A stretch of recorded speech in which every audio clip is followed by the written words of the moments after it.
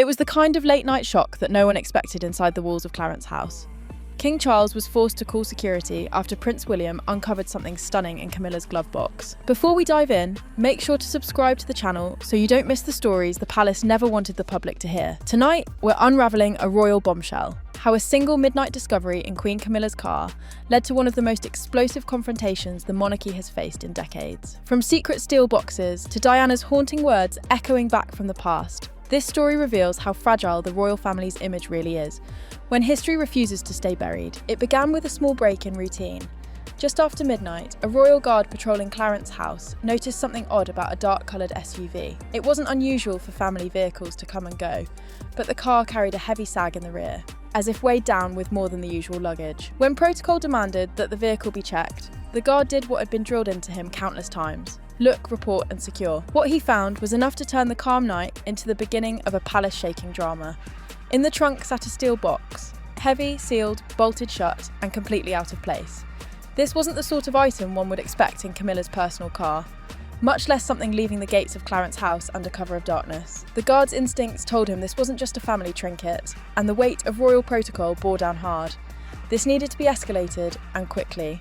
Security contacted the chain of command, and within minutes whispers were racing through the halls of Clarence House that Camilla's vehicle had been stopped. That's when Prince William, who had not been expected at Clarence House that night, arrived suddenly. Whether by coincidence or premonition, his timing could not have been more precise. Witnesses later described him as calm but deeply serious, taking control the moment he learned of the steel box. William, often seen as his mother's defender, reportedly ordered the container brought inside and demanded it be opened in front of witnesses. The atmosphere shifted from suspicion to outright tension. This was no longer just a matter of protocol. It was about trust, legacy, and the truth hidden in a box that should never have existed in Camilla's possession. When the bolts were finally undone and the lid pried back, the room fell into silence. Inside were not jewels, nor documents of household affairs, but something far more dangerous: the private letters and diaries of Princess Diana herself. Handwritten, dated, and marked with the unmistakable touch of the late Princess of Wales, these were not casual notes. They were deeply personal writings, many believed lost or destroyed long ago. Yet here they were, stuffed inside a steel box in Camilla's car.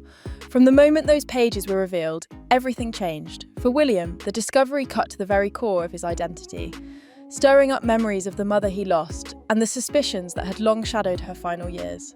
For King Charles, who was quickly informed and forced to call in senior security, the revelation meant an immediate and very public crisis waiting to erupt. The question wasn't just why these letters had resurfaced, but how they ended up in Camilla's glove box and what she intended to do with them. Rumours spread rapidly. Camilla insisted that the box contained nothing more than family keepsakes, that it had been handled by her daughter, and that the writings had come into her possession innocently. But those claims rang hollow when weighed against the reality of the steel container, the secrecy of its transport, and the sensitive nature of what it contained. The optics were disastrous. Diana's words, hidden in the car of the very woman so often cast as her rival, pulled the royal family into a storm of suspicion they could not easily escape.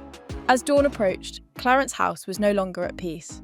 Guards whispered, aides rushed between rooms, and senior royals were summoned in haste. The atmosphere was one of disbelief and dread, as though the walls themselves knew that history had clawed its way back to the present. William was unyielding, insisting that the writings be secured and reviewed properly, while others worried about the scandal if news leaked. King Charles, caught between loyalty to his wife and the legacy of Diana, faced the unenviable task of calling in the highest level of security and locking down the situation.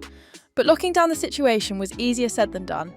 The letters themselves, once glimpsed by those present, revealed something even more unsettling. Diana's handwriting carried not only the warmth of a mother and the reflections of a princess, but also haunting notes of fear and isolation during the years after her divorce. The words were explosive, not because they were new, but because they had been hidden, and hidden in a place where no one ever expected to find them. In the hours after the discovery, the palace became a fortress under scrutiny. No one could explain convincingly how Camilla's car ended up carrying a sealed container filled with Diana's most personal belongings. Was it negligence? Was it concealment? Or was it something more deliberate, with potential motives that no one dared to voice aloud? These were the questions hovering in the background as King Charles called in security and senior aides struggled to contain a story too big, too emotional and too symbolic to be contained for long. And in the middle of it all stood William, staring at the steel box that had just altered his role forever. To many who later learnt of the events, the image of William carrying the container out of Clarence House would come to define the moment. He wasn't just the son of Diana that night, he was her defender, the one who pulled her words back from the shadows. This was the midnight discovery that forced a king to act, shattered the fragile peace of Clarence House, and reminded the world that Diana's story was far from over. And as you'll see, what happened next only deepened the scandal and pushed the monarchy into one of its gravest crises since the day of Diana's passing. Before we continue, don't forget to subscribe and turn on notifications so you never miss the next chapter in this extraordinary royal saga. The confrontation that followed the midnight discovery inside Clarence House has since been described as one of the most tense and emotionally charged meetings in modern royal memory. Imagine the scene. The steel box containing Diana's private letters and diaries had just been pulled from Camilla's car, its lid forced open, its contents laid bare under the watchful eyes of security and senior royals. The title that will forever define this night: King Charles forced to call security after William found the hidden box in Camilla's glove compartment, was no exaggeration. What unfolded next was less about objects and more about truth, loyalty, and the weight of a family's past suddenly crashing into its present. In the minutes after the box was secured, William made it clear that he wanted answers. Witnesses described his tone as controlled but unyielding, his voice carrying the authority not just of a prince but of a son defending the memory of his mother. He reportedly asked Camilla directly why the writings had been in her vehicle, why they had been concealed in such a way, and why neither he nor his brother had been informed of their existence. Camilla, caught in the glare of suspicion, attempted to frame the matter as a misunderstanding. She suggested that her daughter had been safeguarding items of family significance, that the box contained keepsakes and papers of no great consequence. But those explanations dissolved quickly under the sheer emotional weight of the truth. The box contained Diana's private words.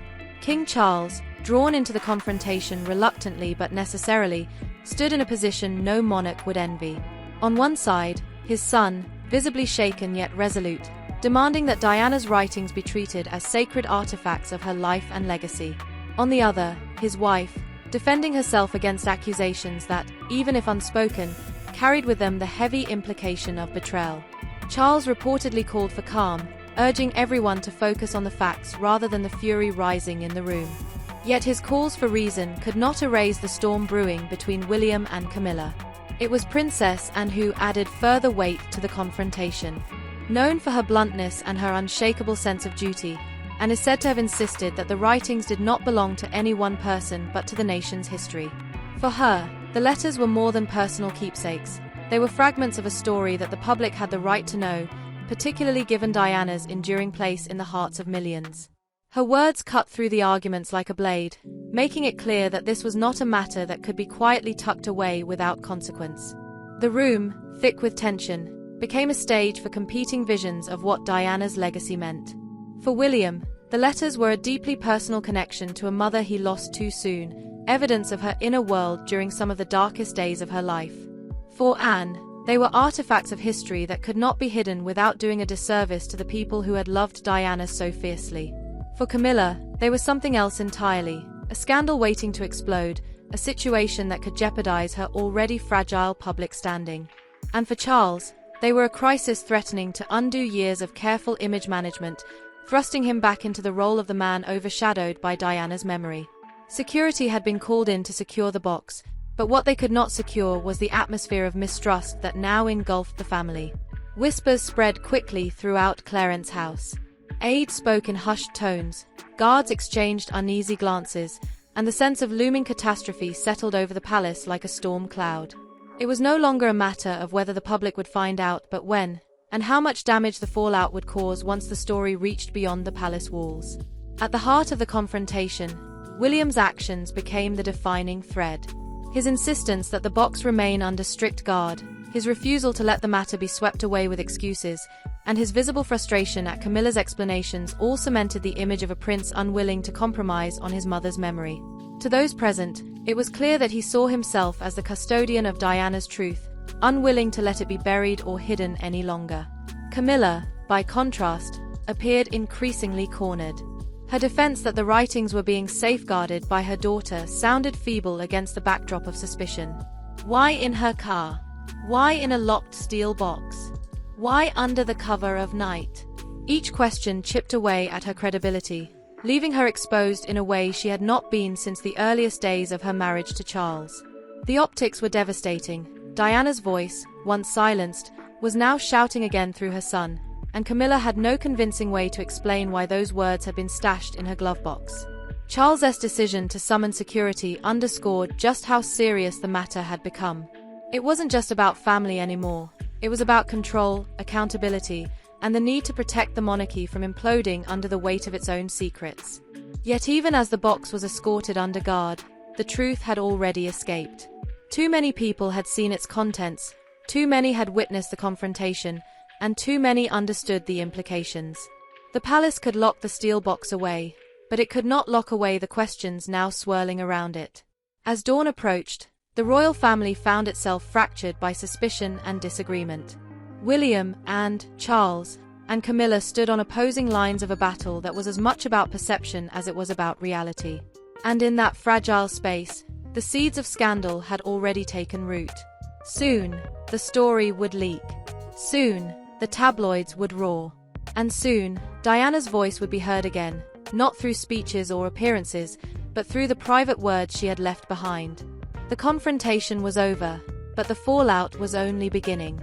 What started as a midnight discovery in a glove box was about to explode into a global storm of outrage, grief, and demands for answers. And in the center of it all stood William, carrying the weight of his mother's legacy, and Camilla, whose credibility had been shattered in a single night. This was the moment the monarchy's foundations began to tremble, not because of outside forces, but because of what had been hidden within its own walls. And as the world would soon discover, the box of truth could not stay sealed. When the steel box was first cracked open in Clarence House, only a handful of people laid eyes on its contents. But secrets that explosive cannot be contained for long. What truly ignited the scandal were the shocking revelations written in Princess Diana's own hand. These were not ordinary letters. They were pages of her most private thoughts, penned during the years after her divorce, when she felt both liberated and terrified in equal measure. And once those words began to circulate beyond the palace walls, there was no turning back. The contents of the box told a story that the world thought it already knew but had never fully heard from Diana herself.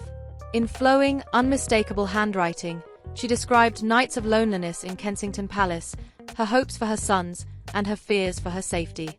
Some passages read like diary entries, raw and immediate, while others were letters addressed to close confidants who had once been her lifelines. The writings painted a portrait of a woman navigating freedom, but also one acutely aware of the dangers around her. One letter in particular stood out. Diana expressed concern that her position made her vulnerable, that she often felt watched and unprotected. For those who read it, the words carried an eerie chill. This was not the polished voice of a public figure, but the vulnerable cry of a mother fearing for her future. When William saw the words in his mother's script, the impact was indescribable. Those present said he grew visibly emotional, gripping the papers as though trying to bridge the gap between past and present. To historians and archivists, the significance of these writings was immeasurable. To the family, however, they were dynamite. The idea that Camilla had been in possession of them, hidden in her car, was unthinkable. It suggested not only secrecy but intent, whether that intent was to keep them safe, to shield them, or, as some speculated darkly, to use them for some form of personal gain. Camilla's history in the art world only fueled speculation that the letters could have been viewed as commodities rather than sacred relics of Diana's legacy. It was at this point that the palace's attempts to control the narrative began to falter. Whispers slipped out, aides spoke to trusted reporters off the record, and within hours of the discovery, hints began appearing in the tabloids. By the next morning, headlines screamed of Diana's hidden letters, and though no details were yet public, the implication alone was enough to set the press ablaze. The media frenzy was immediate and relentless. Reporters camped outside Clarence House, camera crews staked out Kensington Palace, and online platforms exploded with speculation. Hashtags like #Diana'sVoice and #BoxOfTruth trended worldwide. People wanted to know, what had Diana written? What had been kept hidden for so long? And why had these letters been found in Camilla's possession? The emotional weight of Diana's words, once they leaked in excerpts, was staggering. Snippets appeared in print, her worries about her safety, her hopes that William and Harry would grow up strong, her doubts about the people around her. These fragments reignited a tidal wave of grief and sympathy for Diana. Candlelight vigils sprang up outside Kensington Palace almost overnight, with mourners leaving flowers, notes, and photographs as if she had only just passed. For many, the scandal reopened wounds that had never truly healed. Meanwhile, the monarchy faced a nightmare scenario. Every attempt to control the message backfired. The more they tried to silence the leaks, the louder the speculation became. For the public, it looked like a cover-up, and nothing fuels public suspicion faster than the sense that the truth is being buried. And in this case, the truth had already slipped out. It was written in Diana's own hand, her voice echoing across time, reminding the world of her vulnerability and her humanity. Camilla's explanations, already shaky, collapsed under the pressure of the leaks. The image of her as a protector of the writings made little sense when contrasted with the reality that they had been locked away in a steel box, hidden in a car, and nearly smuggled out of Clarence House under cover of darkness. Her insistence that they were harmless keepsakes rang hollow when the excerpts showed otherwise. The damage to her reputation was immediate and severe. William, on the other hand, emerged from the scandal in a dramatically different light. The public saw him as the guardian of his mother's legacy, the one who had acted decisively when the writings were discovered. The image of him solemnly escorting the steel box became an icon in its own right. Photographs captured him walking with the weight of history in his hands, as though Diana's voice had been entrusted back to her son. That imagery spread across front pages worldwide, reinforcing the sense that William had fulfilled his role as protector. But the most devastating part for the monarchy was not the media frenzy, nor the reputational fallout for Camilla. It was the growing demand from the public. People did not just want to know about the letters, they demanded to see them. Protesters carried signs calling for full publication, arguing that Diana's words belonged to everyone, not just the palace. Let Diana Speak became a rallying cry outside the gates, echoing online in countless posts and videos. The discovery had crossed a line. It was no longer just a private family scandal. It had become a cultural reckoning. The monarchy was forced to reckon with the fact that Diana's story had never truly ended, and her words, once buried, had returned to challenge the institution itself. Behind palace doors, the crisis meetings grew more desperate. Senior aides debated whether limited excerpts should be released to quiet the storm, or whether keeping the letters locked away was the only way to preserve the monarchy's dignity.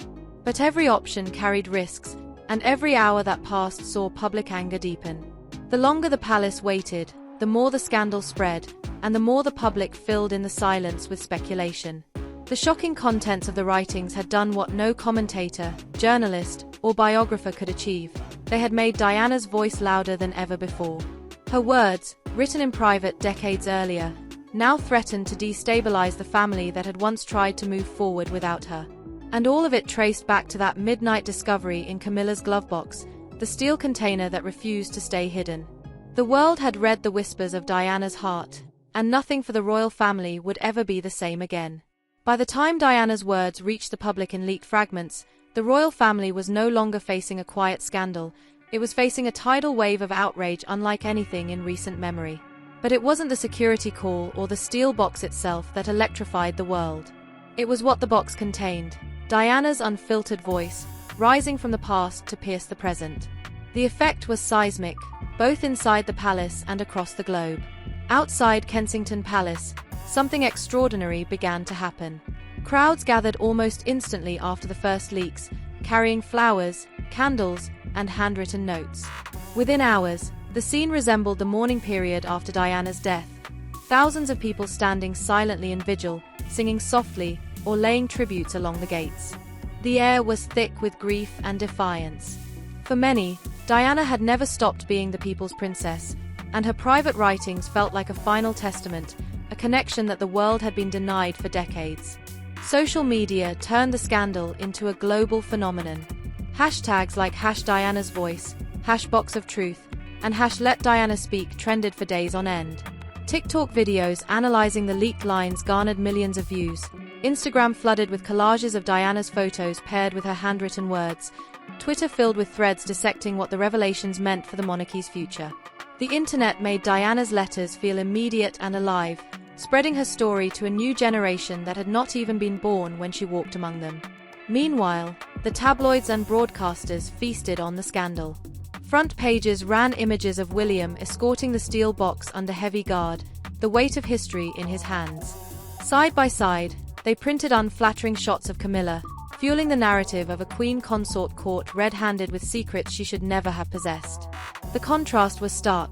William, the devoted son protecting his mother's legacy, versus Camilla, the figure now accused of concealing that legacy for her own ends.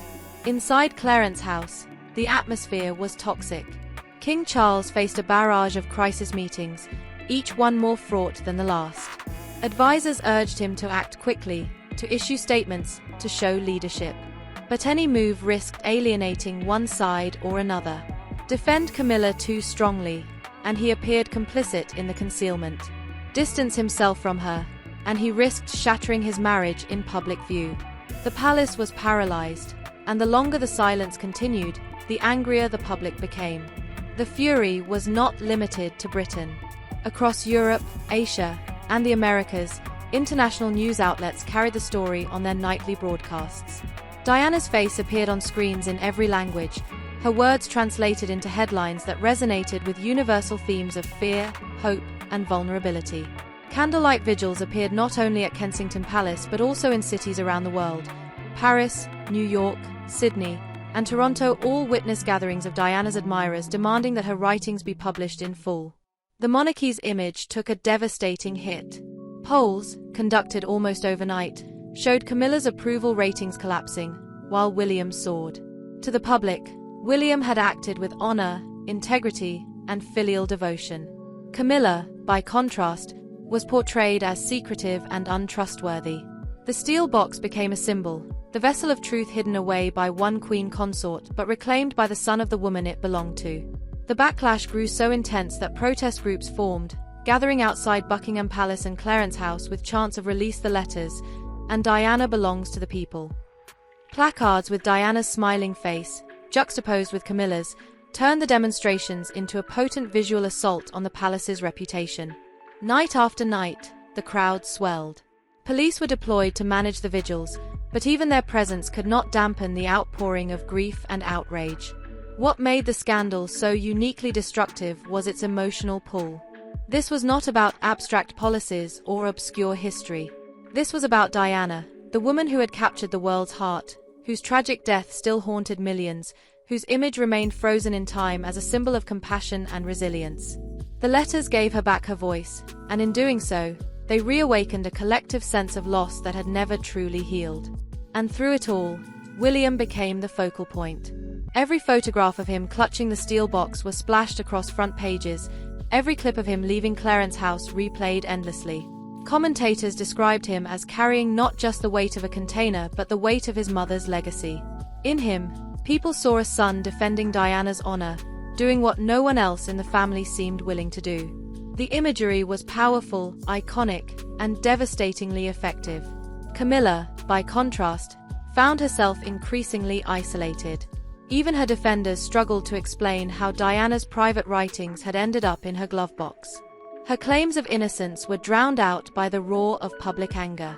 Every step she took, every public appearance, was met with scrutiny, jeers, and sometimes open hostility. Her position, once fragile, was now precarious in the extreme. By the end of that week, the monarchy was staring down one of its greatest crises since the days of Diana's passing. The box had been meant to contain her words, but instead, it unleashed them upon the world with greater force than ever before. And now, the palace had no choice but to confront the storm head-on. The vigils outside their gates, the headlines blaring from every corner of the globe, and the online outcry demanding justice for Diana had made it impossible to ignore. What started as a midnight discovery in Camilla's car had escalated into a global reckoning. Diana's voice was louder than ever, and the monarchy's silence was only making it worse. The world was waiting for answers, and until they came, the storm would not pass. The storm unleashed by the discovery of Diana's writings was not a fleeting scandal. It carved scars into the monarchy that would linger for years, perhaps decades. What began as a midnight confrontation over a steel container became one of the gravest crises to strike the royal family since Diana's death itself. And the consequences were not just immediate, they were lasting, reshaping public perception and the delicate balance of the monarchy's future. In the immediate aftermath, approval ratings told the story starkly. Polls across Britain showed a dramatic collapse in support for Camilla.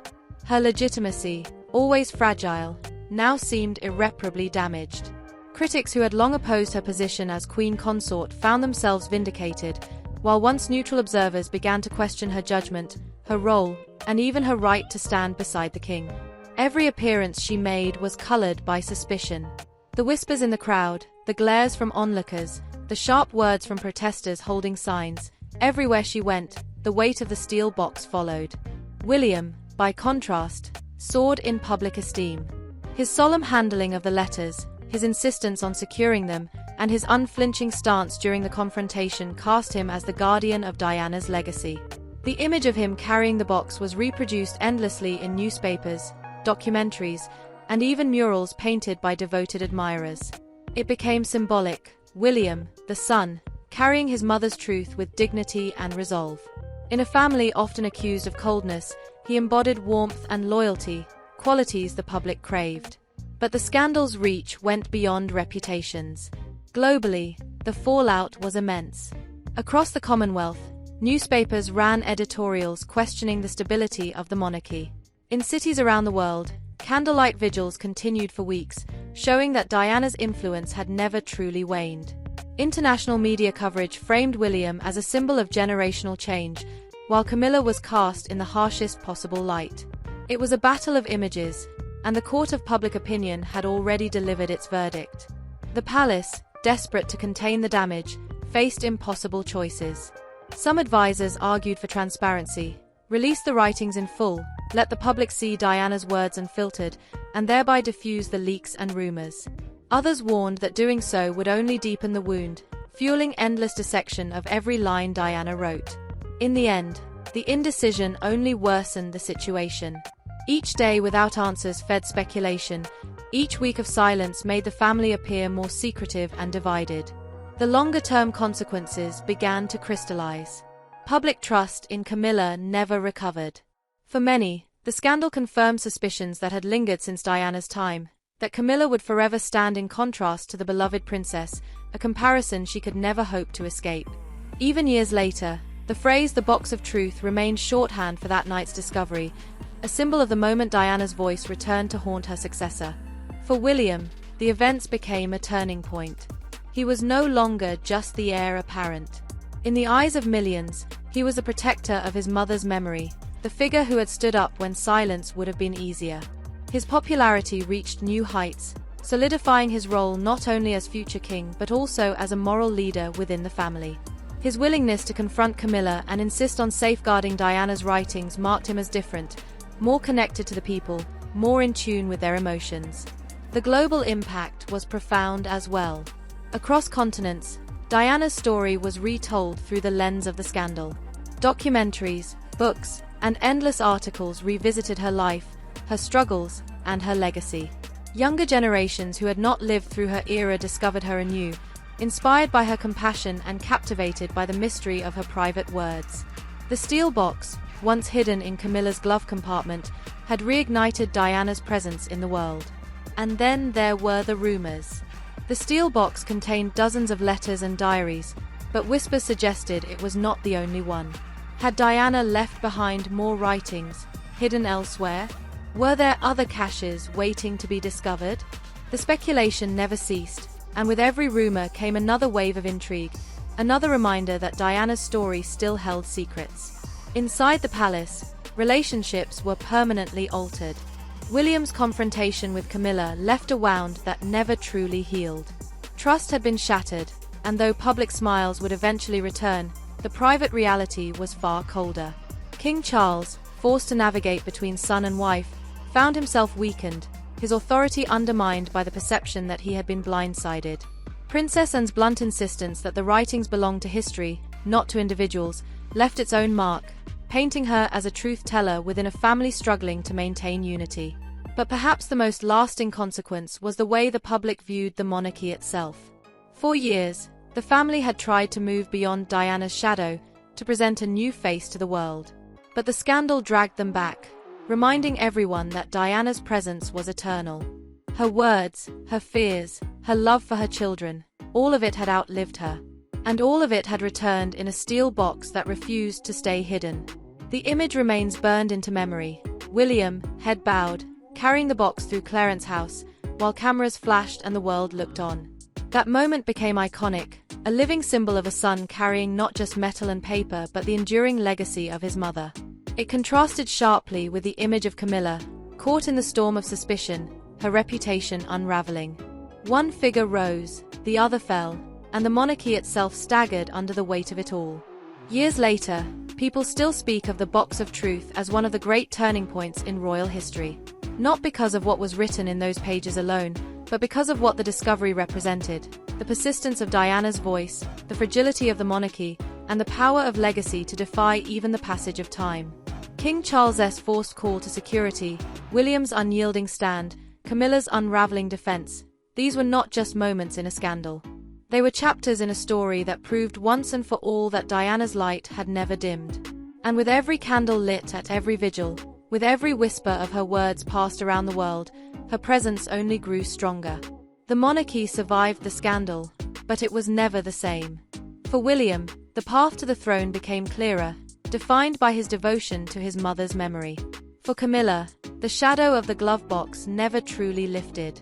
And for the world, Diana's voice had returned, not to be silenced, but to echo forever.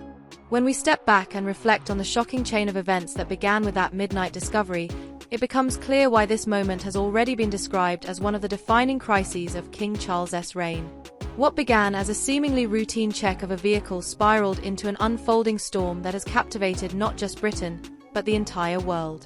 A single steel box, hidden inside Camilla's car, set off a series of revelations that may permanently reshape the monarchy. The fact that Prince William himself ordered the box opened, against all tradition and with full knowledge of the gravity of his actions, highlights the extraordinary tension and urgency at the heart of this story. The box itself has now taken on a mythical quality. Heavy, locked, and concealed in the most unlikely of places, it instantly symbolized secrecy and betrayal. In the public imagination, it was more than a container, it was Pandora's box. And when its contents were revealed to be Diana's personal letters and diaries, the emotional shockwaves reverberated far beyond the palace walls. These writings, described by insiders as raw, heartfelt, and laced with Diana's fears and suspicions during her most vulnerable years, were never meant to resurface in this way.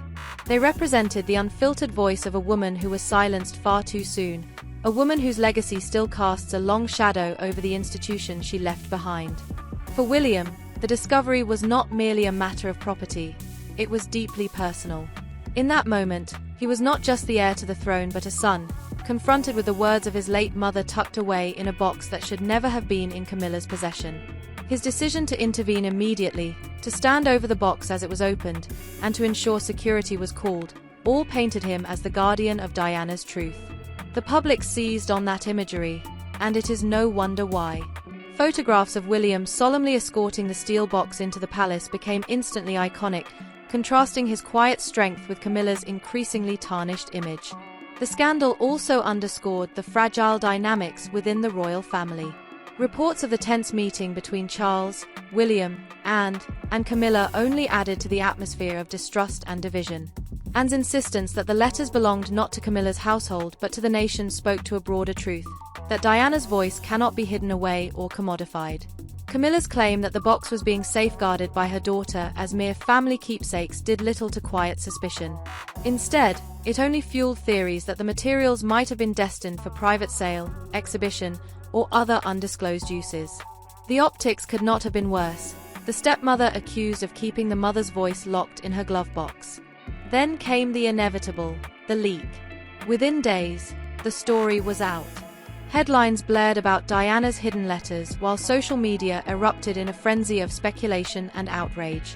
Hashtags like #Diana'sVoice and #BoxOfTruth trended globally, with millions demanding answers. Candlelight vigils appeared outside Kensington Palace, turning the grounds once again into a place of mourning and remembrance. For many, this was not just another royal scandal.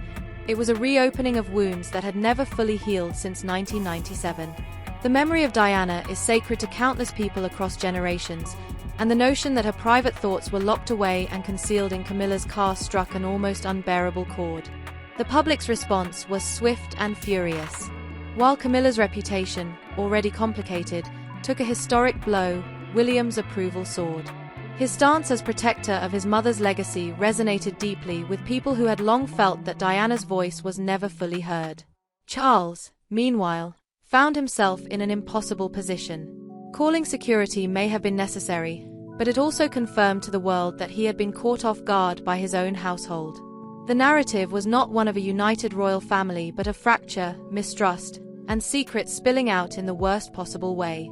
And yet, for all the chaos and outrage, there is also a sense that this episode has clarified something fundamental about the future of the monarchy. The steel box, its contents, and the images surrounding it have etched a new chapter into royal history, one where William stands at the center as both heir and son, bridging the past with the future. His actions demonstrated that the monarchy cannot simply bury or conceal its most painful truths. Diana's voice, once unearthed, refuses to be silenced again. And in protecting that voice, William may have set himself apart as the one figure capable of carrying forward her memory in a way that feels authentic, respectful, and just. The fallout continues to ripple outward. Tabloids cannot stop dissecting every alleged passage of Diana's writings.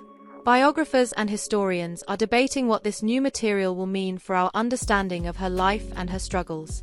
The palace remains on edge, bracing for the possibility that more letters or diaries may exist, hidden away in other undiscovered places. And the public, empowered by the immediacy of social media, continues to demand that the full contents of the box be made available for all to see. But perhaps the most lasting legacy of this scandal is not the content of the letters themselves, but the symbolism of their discovery. The steel box in Camilla's glove compartment became the flashpoint for a story that merged secrecy, grief, and justice in a single narrative.